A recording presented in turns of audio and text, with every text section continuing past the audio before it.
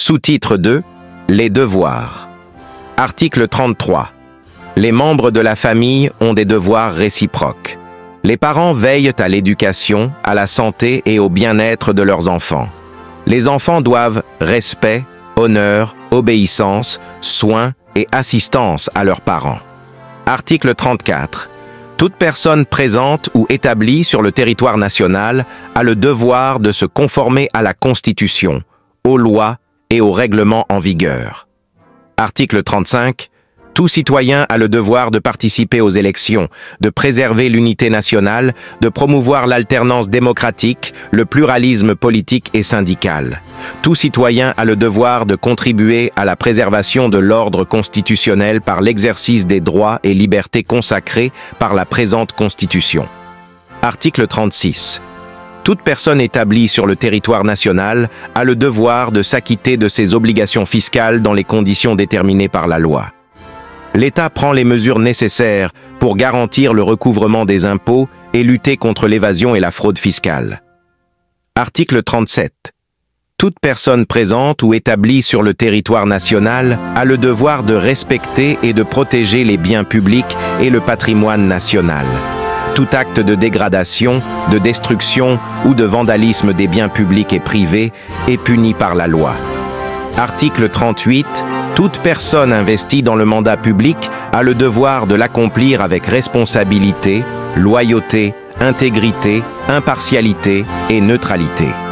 Article 39. Tout citoyen a le devoir de loyauté envers la patrie. Il a le devoir de défendre l'intégrité du territoire national et de s'opposer à toute forme anticonstitutionnelle d'accession, de maintien ou de transmission du pouvoir. Article 40. Toute personne a le devoir d'œuvrer pour le bien commun et de vivre ensemble pacifique. Elle a le devoir de participer aux actions de secours et d'assistance en cas de péril ou de calamité. Deuxième partie, des institutions de la République. Articles 40 et 1. Les institutions de la République sont de 3 ordres. 1. Les institutions gouvernantes, le président de la République, l'Assemblée nationale, le Sénat, le gouvernement. 2. Les institutions juridictionnelles, la Cour suprême, la Cour constitutionnelle, la Cour des comptes, la Cour spéciale de justice de la République. 3e. Les institutions d'appui à la gouvernance démocratique. La Commission nationale pour le développement, la Commission nationale de l'éducation civique et des droits humains, l'organe technique indépendant de gestion des élections, la Commission de régulation de la communication et de l'audiovisuel. Article 42. Les institutions prévues par la présente Constitution sont animées par des personnalités choisies sur la base des principes de probité, d'intégrité, d'inclusion, d'expérience et de compétence. Titre A. Des institutions gouvernantes. Sous-titre A. Du pouvoir exécutif. Article 43.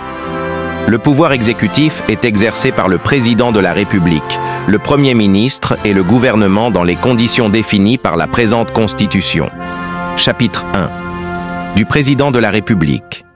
Article 44. Le président de la République est élu au suffrage universel direct au scrutin majoritaire à 2 tours pour un mandat de 7 ans renouvelable une seule fois. Le mandat prend effet à compter de la date d'investiture. Il peut être écourté dans les conditions définies aux articles 160 et 1 et 162. Article 45. Tout candidat aux fonctions de président de la République doit être de nationalité guinéenne, avoir sa résidence principale en République de Guinée, jouir de ses droits civils et politiques, être certifié en bonne santé physique et mentale par un collège multidisciplinaire de médecins assermentés, institué par la Cour constitutionnelle, être âgé de 40 ans au moins et de 80 ans au plus, joindre une copie authentique de la déclaration écrite sur l'honneur de ses biens, être présenté soit par un parti politique légalement constitué en conformité avec la Constitution et les lois, soit à titre de candidat indépendant sous réserve du respect des conditions de parrainage requises. Une loi organique définit les conditions d'application du présent article. Article 46. Le scrutin pour l'élection présidentielle a lieu 120 jours au plus et 90 jours au moins avant la date d'expiration du mandat du président de la République en fonction. Le président de la République fixe, par décret, pris en Conseil des ministres, après consultation de l'organe technique indépendant en charge de la gestion des élections le jour du scrutin dans l'intervalle indiqué à l'alinéa précédent. Les candidatures sont déposées au greffe de la Cour constitutionnelle 55 jours au plus tard avant la date du scrutin. Un collège multidisciplinaire de médecins assermentés, institué par la Cour constitutionnelle, entre en fonction à compter de la date de clôture du dépôt des candidatures.